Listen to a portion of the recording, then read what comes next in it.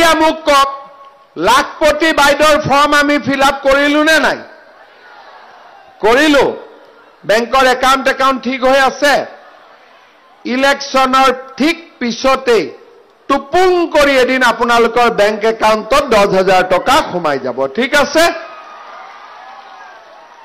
এই 10,000 টকা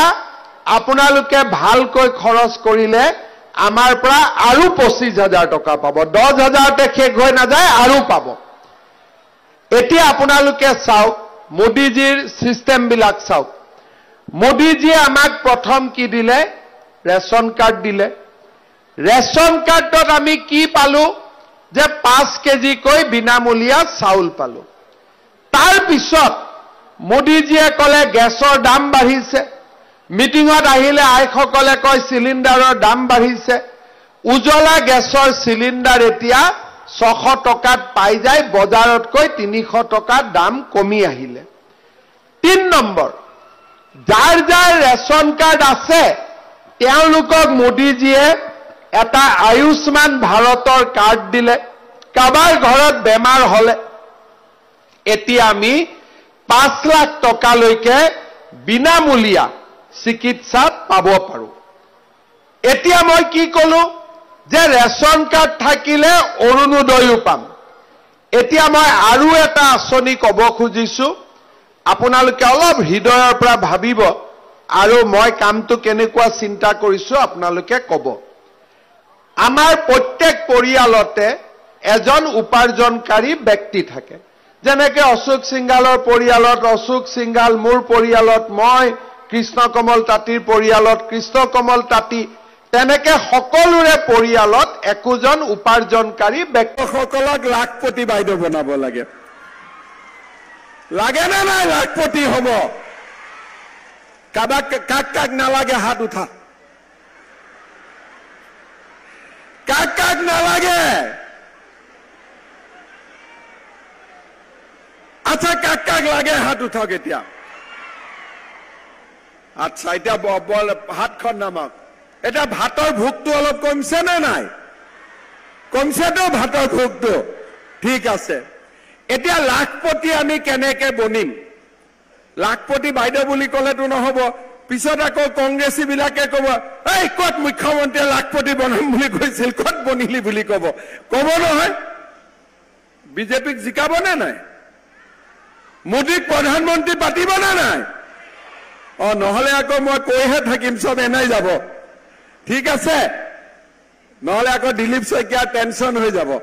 হয়নে নহয় মই কৈছো ঠিক আছে এতিয়া ফৰ্মখন ফিল আপ কৰিলে নে নাই আপোনালোকে কৰিলে কোনে সবে কৰিছে কি জানি তথাপিতো কৰা কেজনে হাত উঠাওকচোন আচ্ছা এতিয়া ফৰ্মখিনি আপোনালোকে দিলে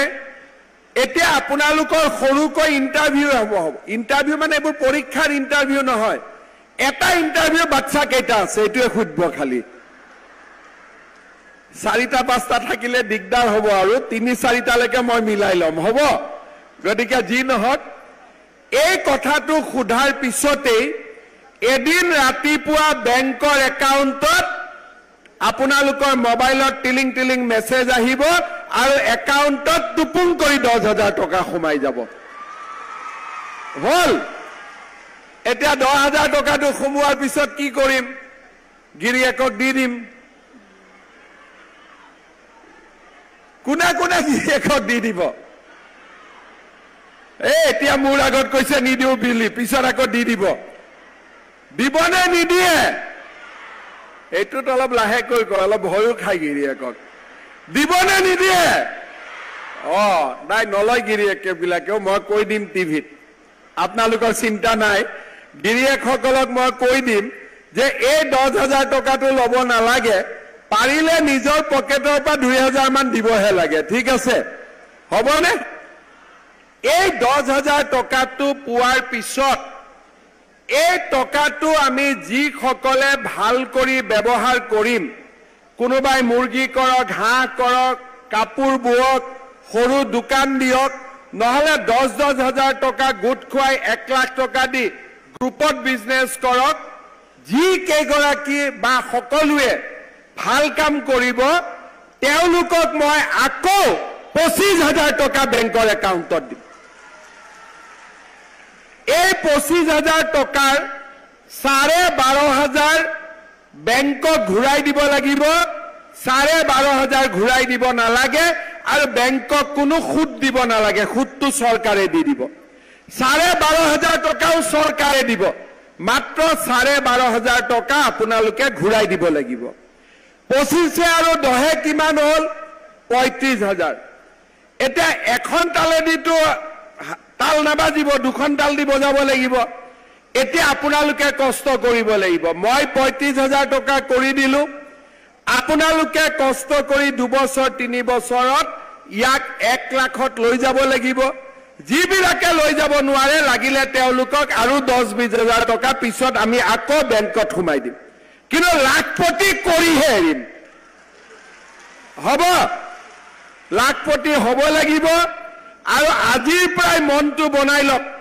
যে মই লাখপতি হ'ম। আৰু